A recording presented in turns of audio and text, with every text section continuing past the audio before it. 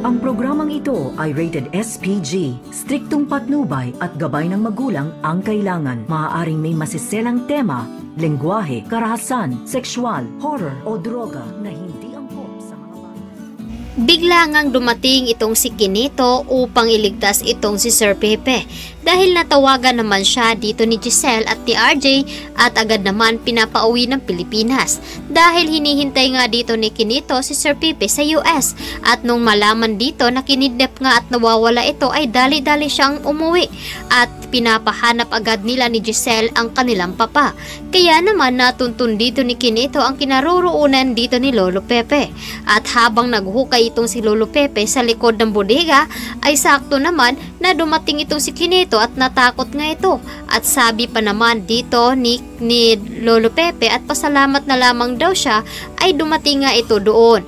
Kaya naman hindi na nagpapaalinlangan itong si Kinito at agad naman tinakot itong si Baladja at sinabi pa niya dito na siya na nga ang bahala dito upang matapos na nga itong si Baladja at maparusahan ang sinumang gumawa nito kay Lolo Pepe.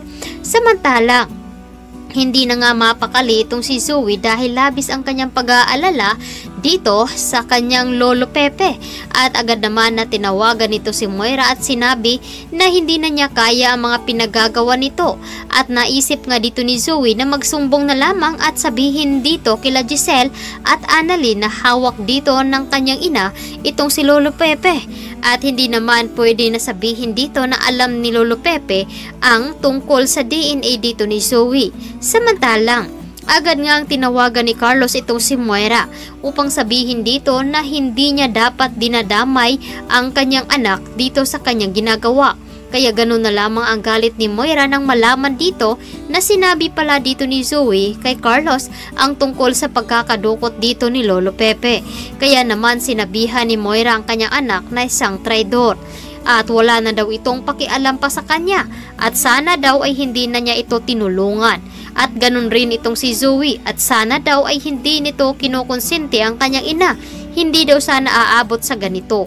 At ito namang si Aling Susan at Josa ay labis ang pagtataka nung ibinabalita naman dito ni Lynette na tumawag nga itong si Annalyn sa kanya upang ipaalam na may suspitsya sila dito kay Zoe.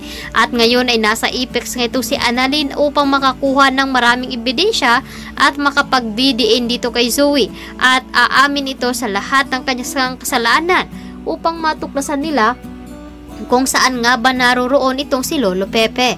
Kaya naman itong si Moira nagtagumpay naman sa kanyang plano na ilihis naman niya itong si Giselle at RJ at hindi nila inaasahan na doon sa warehouse na paggawaan ng damit ito dumiretso. Kaya naman nung pumunta doon itong si Giselle at RJ ay iba pala ang kanilang nakita at ito pala ay inutusan nga dito ni Moira ang isang babae upang magpanggap na wala nga doon ang matanda. Dahil nga natimbrihan itong si Moira ni Nerissa. Napansin kasi dito na nasundan nila ni Giselle at ni RJ. Kaya mabilis na nakaisip na paraan itong si Moira at agad na sinabi dito na mas nauutakan niya itong si Giselle at hindi daw siya magpapahuli. Kaya naman dito na ang kaligtasan ni Lolo Pepe kung mailigtas nga ba ito. At labis ang pag-aalala dito ni Annalyn dahil nawawala nga daw ang kanyang Lolo Pepe. Kaya ito ang dapat nating aabangan ngayong hapon dito lamang sa Abot Kamay na Pangarap. Maraming salamat sa inyong pagtutok at pakikinig dito sa akin.